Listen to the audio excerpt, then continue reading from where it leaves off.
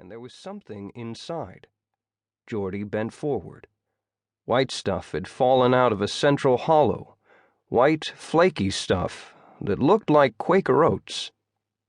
"Well, beat my ass," Jordy muttered. He got down on his knees and poked at the white stuff. "Youch!"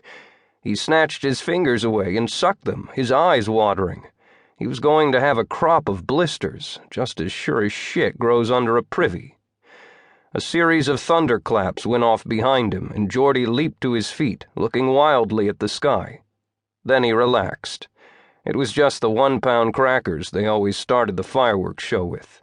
He hunkered down again, never minding the green starbursts spreading in the sky behind him.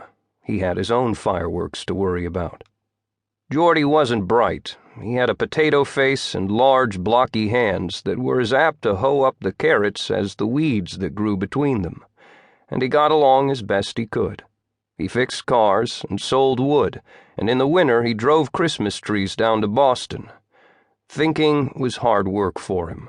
Thinking hurt because there was a dead short somewhere inside, and keeping at it for long made him want to take a nap or beat his meat and forget the whole thing.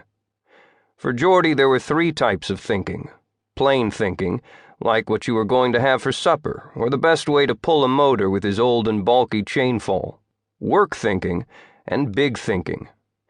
Big thinking was like when all the cows died and he was trying to figure if Mr. Warren down at the bank would give him an extension on his loan. Like when you had to decide which bills to pay at the end of the month. Like what he was going to do about this meteor. He decided the best way to start would be to have some pictures. He went back to the house, got his Kodak, went back to the creek, and took 2 flash photos of the thing, lying there cracked open like an egg, with Quaker oats coming out of it instead of yolk. It was still too hot to touch. That was all right. He would just leave her lie. If he took it up to the college in a tow sack, maybe they would say, "Jordy Verrill, look what you done, you fucking lunkhead. You picked her up and bust her all to hell." Yes, leave her lie. That was the ticket. It was on his land. If any of those college professors tried to take his meteor, he'd sick the county sheriff on them. If they wanted to cart it off and take pictures of it and measure it and feed little pieces of it to their guinea pigs, they'd have to pay him for the privilege.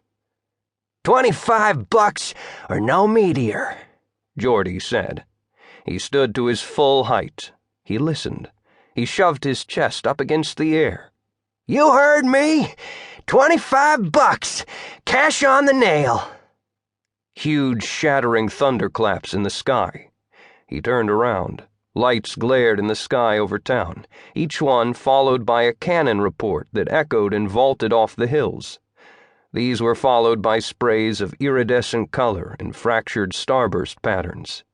It was the grand finale of the fireworks show, and the first time he'd missed seeing it on the town common, with a hot dog in one hand and a cone of spun sugar in the other, in more than 15 years.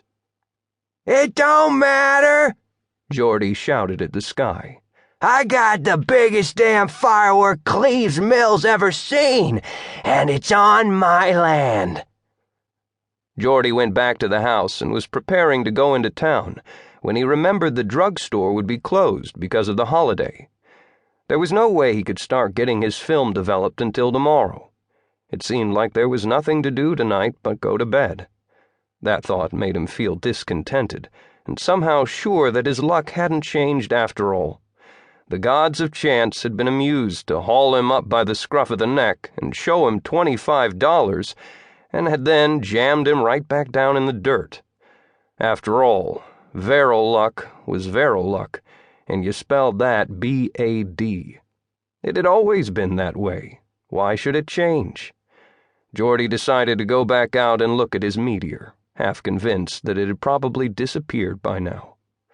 The meteor was still there, but the heat seemed to have turned the Quaker oat stuff to a runny liquid that looked like flour paste with too much water added in.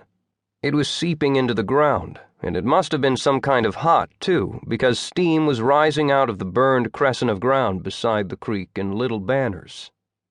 He decided to take the meteor halves back to the house after all, then changed his